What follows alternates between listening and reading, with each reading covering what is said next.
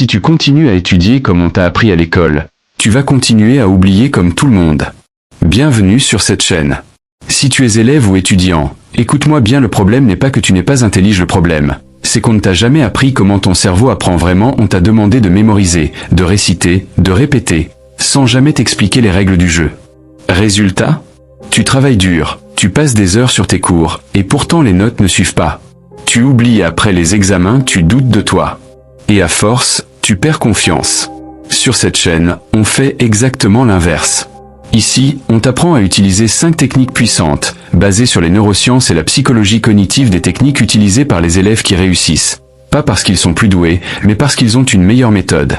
Ces techniques vont t'aider à mémoriser plus longtemps, travailler moins mais mieux, rester concentré malgré le téléphone et les distractions, avancer même quand tu es fatigué ou démotivé.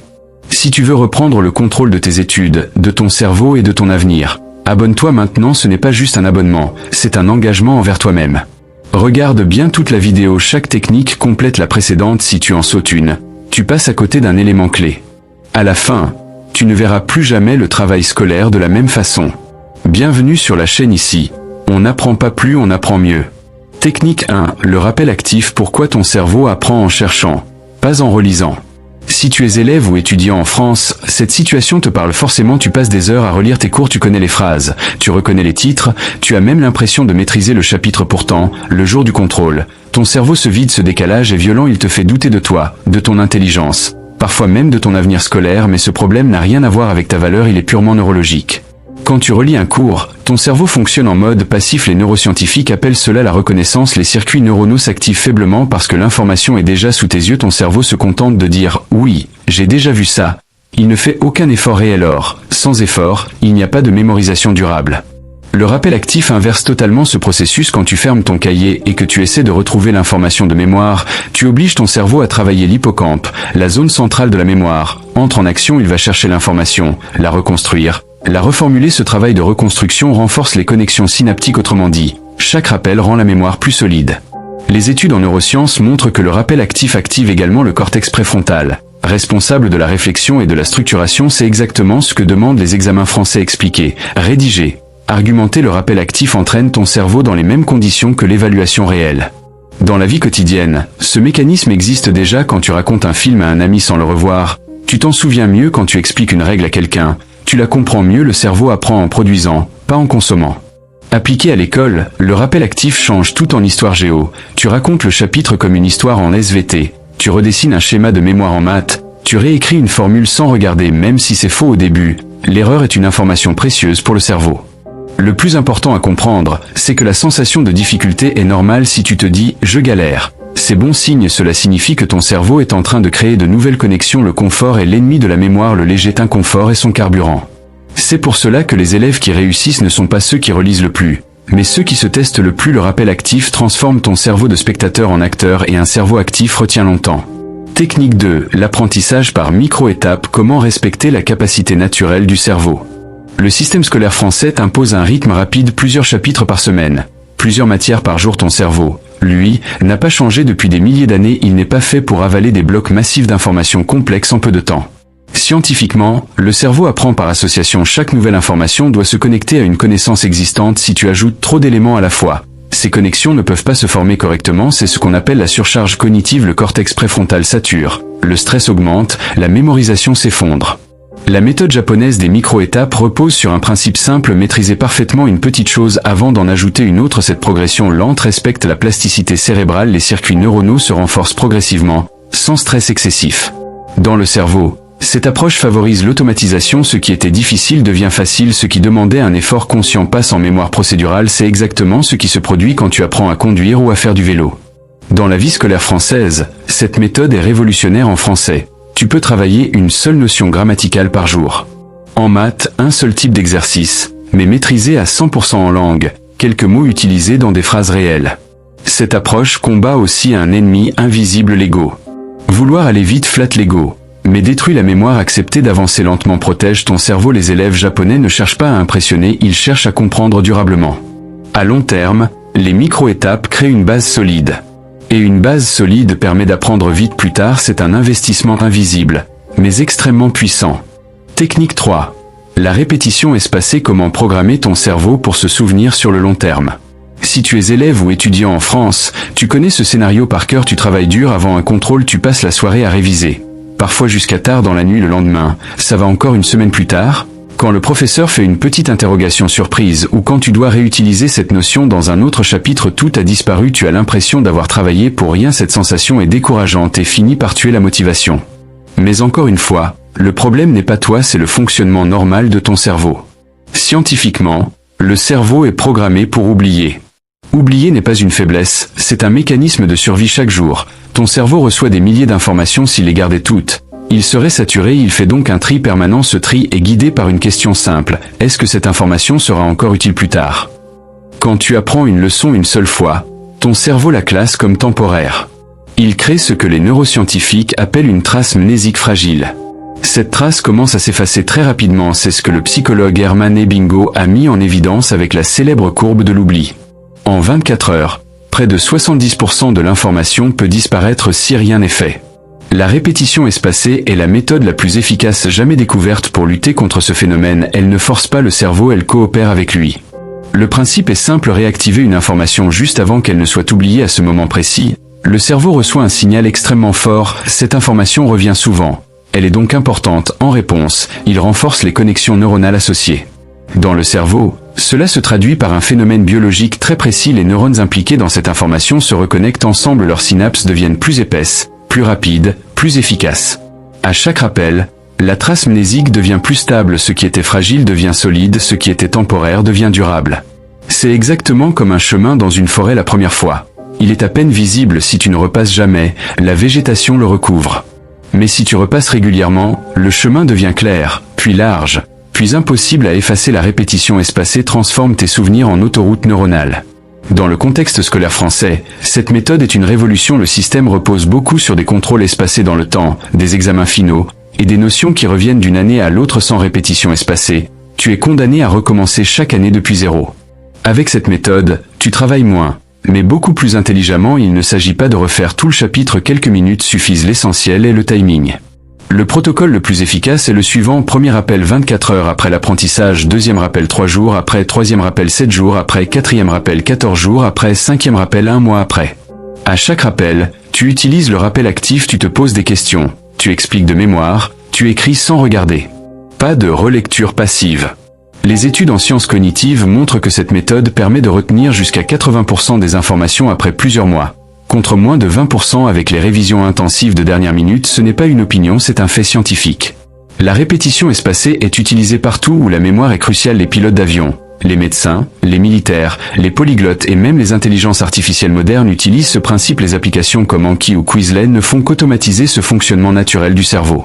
Dans ta vie quotidienne, tu utilises déjà inconsciemment la répétition espacée. Tu te souviens parfaitement de ton prénom, de ton adresse, ou des paroles d'une chanson que tu as entendue plusieurs fois sur plusieurs mois, pas parce que tu les as apprises en une nuit, mais parce qu'elles sont revenues régulièrement. Appliquée à l'école, cette méthode change ton rapport au stress. Tu n'attends plus la veille du contrôle, tu arrives avec un cerveau déjà préparé, tu n'es plus en survie, tu es en maîtrise. La répétition espacée t'apprend aussi une chose essentielle: apprendre. Ce n'est pas lutter contre l'oubli, c'est dialoguer avec lui. Quand tu respectes le rythme naturel de ton cerveau, il te le rend au centuple. Si tu as toujours eu l'impression d'oublier trop vite, retiens ceci: ce n'est pas une fatalité, c'est juste un problème de timing, et la répétition espacée est la clé pour transformer un cerveau qui oublie vite en un cerveau qui se souvient longtemps. Technique 4. Le Kaizen: comment reprogrammer ton cerveau pour retrouver la motivation et progresser chaque jour. Si tu es élève ou étudiant en France, il y a de grandes chances que tu aies déjà ressenti la perte totale de motivation au début de l'année. Tu te dis que tu vas travailler sérieusement. Puis les semaines passent, les contrôles s'accumulent, les notes ne suivent pas, et peu à peu, quelque chose se casse à l'intérieur, tu procrastines, tu repousses, tu culpabilises, puis tu recommences. Ce cycle épuise mentalement. Et beaucoup finissent par se dire: l'école, ce n'est pas pour moi. Mais là encore, le problème n'est pas ton intelligence, il est biologique. Le cerveau humain fonctionne avec un système de récompense basé sur la dopamine. La dopamine n'est pas l'hormone du plaisir. Comme on l'entend souvent, c'est l'hormone de l'anticipation. Elle est libérée quand ton cerveau pense que l'effort va mener à un résultat atteignable. Quand les objectifs sont trop grands, trop flous ou trop éloignés, la dopamine chute, et sans dopamine, il n'y a ni motivation, ni action. C'est exactement ce qui se passe dans le système scolaire. On te demande de réussir un trimestre, un examen final, un diplôme. Le cerveau, lui, ne voit qu'une montagne, résultat il bloque.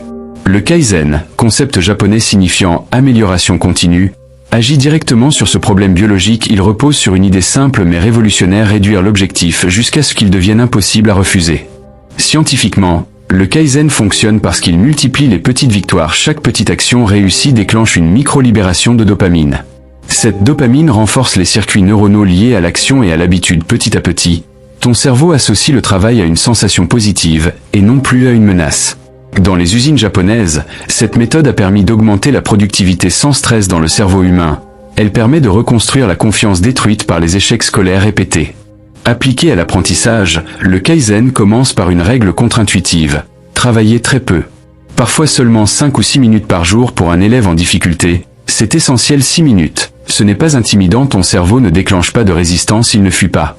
Mais ces 6 minutes ne sont pas du travail au hasard, elles sont structurées: une partie pour rappeler ce que tu sais déjà, une partie pour réviser un ancien point, une partie pour apprendre un micro-élément nouveau. Ce format respecte les capacités attentionnelles du cerveau et évite la surcharge cognitive.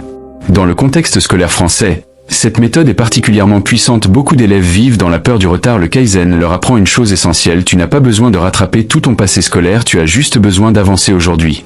Neurologiquement, la régularité quotidienne crée ce qu'on appelle un effet de momentum. Chaque jour, les circuits neuronaux activés la veille sont réactivés. Cela réduit l'effort nécessaire pour commencer à apprendre, devient plus automatique. Le Kaizen agit aussi sur l'identité. Au lieu de te voir comme quelqu'un qui n'arrive pas à travailler, tu deviens quelqu'un qui travaille un peu chaque jour. Cette transformation identitaire est l'un des leviers les plus puissants du changement durable. Dans la vie quotidienne, ce principe est partout. Personne ne devient sportif en une séance, personne ne parle une langue après une nuit, mais ceux qui avancent un peu chaque jour finissent toujours par dépasser ceux qui avancent beaucoup, mais rarement.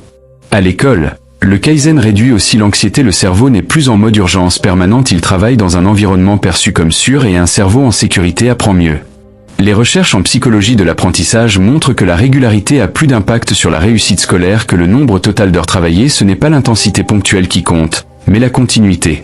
Le Kaizen est aussi une réponse directe au décrochage scolaire. Beaucoup d'élèves décrochent non pas par manque de capacité, mais par accumulation de micro-échecs. Le Kaizen inverse cette logique en accumulant des micro-réussites.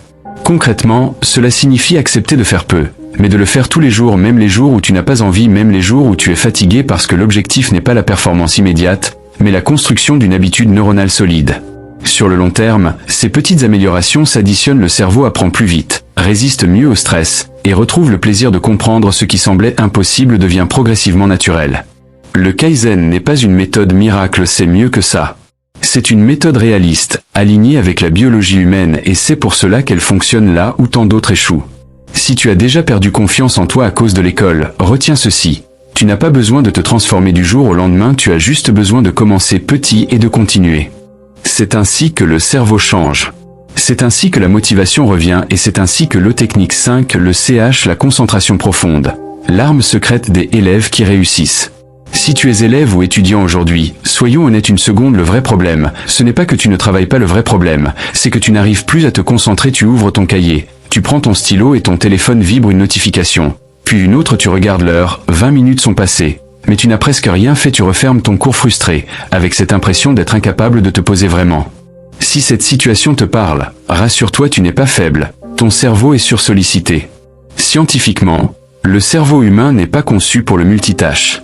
Chaque interruption, même de quelques secondes, force ton cerveau à changer de contexte. Les neuroscientifiques appellent cela le coup de commutation. Après une distraction, il faut parfois plus de 5 minutes pour retrouver un niveau de concentration correct. Multiplie cela par les dizaines de notifications quotidiennes, et tu comprends pourquoi les sessions d'études deviennent inefficaces. Le CH est un concept issu des arts martiaux japonais et de la philosophie, et il désigne un état de concentration totale, où l'esprit est entièrement absorbé par une seule tâche, pas à moitié présent, pas distrait, totalement engagé. Dans le cerveau, cet état active des réseaux neuronaux très spécifiques. Le cortex préfrontal se synchronise avec les zones de la mémoire et de l'attention. Les ondes cérébrales associées à l'apprentissage profond augmentent. Résultat, ce que tu apprends dans cet état s'ancre beaucoup plus durablement. Le problème de la plupart des élèves, surtout dans le système scolaire français, ce n'est pas le manque de temps, c'est le manque de qualité attentionnelle. 3 heures d'études distraites valent parfois moins que 15 minutes de CH. Les maîtres japonais l'avaient compris depuis longtemps. Avant même d'apprendre une technique, ils enseignaient l'état mental nécessaire pour apprendre, parce que sans concentration, il n'y a pas de progrès, seulement de la fatigue. Le CH repose sur une idée clé: le cerveau apprend mieux quand il sait exactement quand se concentrer et quand se reposer. Aujourd'hui, beaucoup d'élèves sont bloqués dans un état intermédiaire permanent.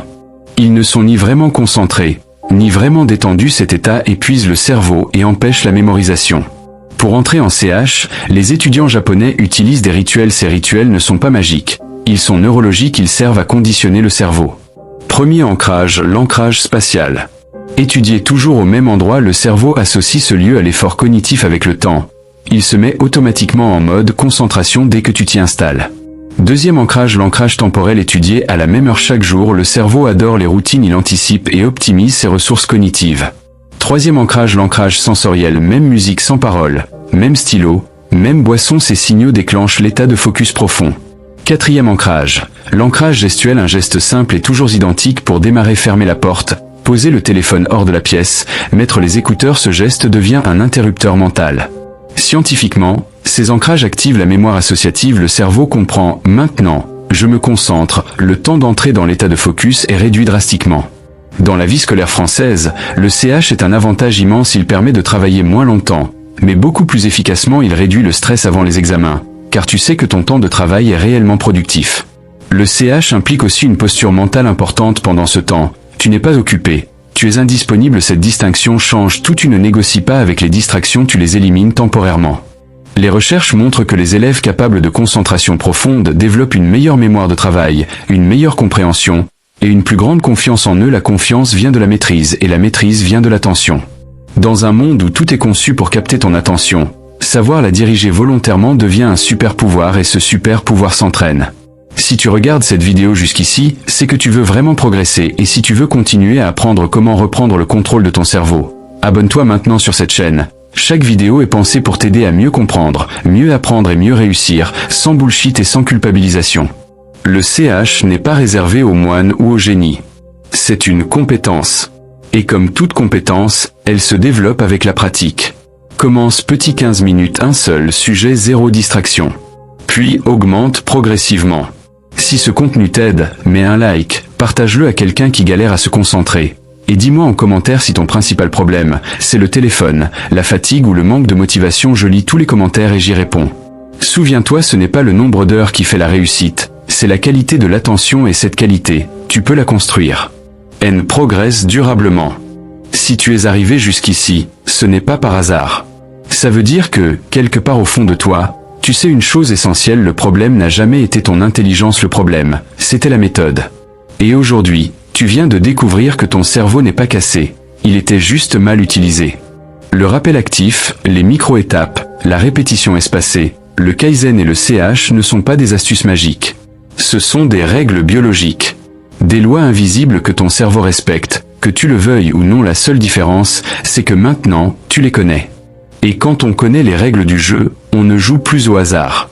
Imagine ce qui peut changer si, au lieu de subir les cours, tu comprends vraiment. Si, au lieu de travailler des heures dans le stress, tu avances calmement, avec une méthode claire. Si, au lieu de douter de toi après chaque contrôle, tu sais que ton cerveau est préparé. Ce n'est pas un rêve, c'est une conséquence logique d'un apprentissage intelligent. Mais soyons honnêtes une seconde, regarder une vidéo ne suffit pas. La différence se fait dans la répétition, dans la régularité, dans l'environnement que tu crées autour de toi, et c'est exactement pour ça que cette chaîne existe. En t'abonnant, tu ne cliques pas juste sur un bouton, tu fais un choix conscient, celui d'arrêter de travailler contre ton cerveau, et de commencer à travailler avec lui. Vidéo après vidéo, tu vas construire un avantage que la majorité des élèves n'ont pas. Alors si tu veux apprendre plus vite, retenir plus longtemps, te concentrer mieux et reprendre confiance en toi, abonne-toi maintenant. Ici, on ne promet pas des miracles, on t'apprend à devenir efficace. Bienvenue sur la chaîne. Ici, on n'apprend pas plus, on apprend mieux.